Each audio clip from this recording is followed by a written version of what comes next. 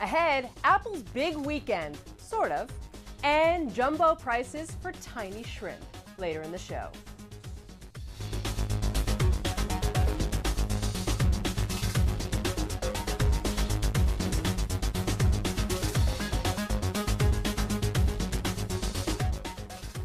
Welcome to 3 Times Square this Monday from Reuters World Headquarters in New York.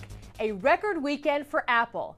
Our daily digit, 3 million. The number of iPads it sold over the past 3 days as new models launch. That's twice the debut weekend of the third version of the iPad in March.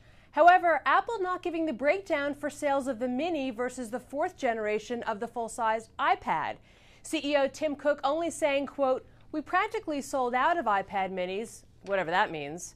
Shares of Apple closed Friday at $576.80 and are now at about $582.50. Netflix putting up a defense as Carl Icahn moves in. The company adopting a shareholder rights plan which only kicks in if a person or group acquires 10% of the common stock. Icahn filed papers last week that indicated he owned just under 10% of the shares. At the time, the board said it was open to his perspective.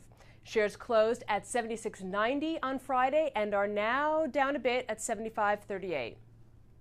Time Warner Cable has a different issue. More customers are dropping its cable TV service. Customers for its internet services are climbing, but at a much lower pace than the decline in TV.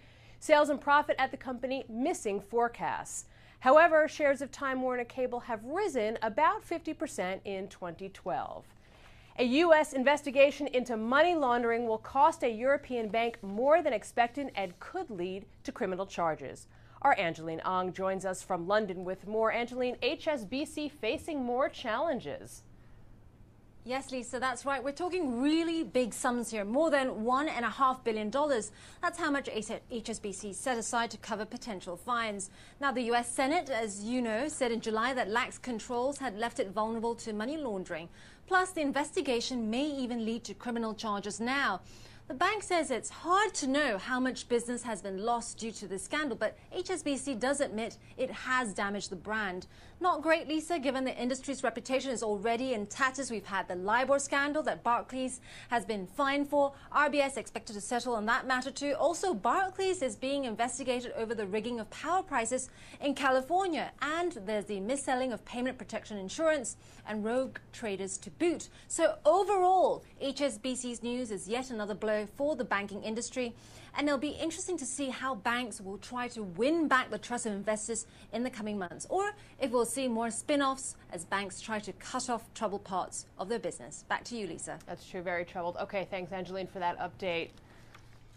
Turning to these shores, a Disney character does damage of the good kind at the box office to become our power player of the day.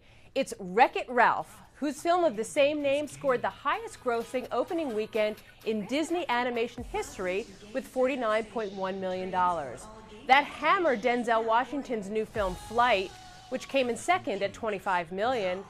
Ralph, a video game character, destroys everything in his path until he seeks redemption. Not as deadly as Superstorm Sandy, but the two do have a connection. The film saw a bump in Friday matinee showings due to school closures from the storm. And finally, a shrimp that costs more than $3,000 sounds fishy, but that's the going rate for this new breed of ornamental aquapet on display in Taiwan ahead of its annual Aquarium Expo. Also featured colorful long-snout seahorses, each costing a mere $136, and a 60-year-old royal pleco, the oldest fish in the exhibition. It's the equivalent of a 200-year-old man. The poor thing's got to have a lot of aches and pains. That is the latest from 3 Times Square this Monday. You can follow us on Twitter at Reuters Insider and check out our Reuters YouTube channel at Reuters.com/ReutersTV. I'm Lisa Bernhard. This is Reuters.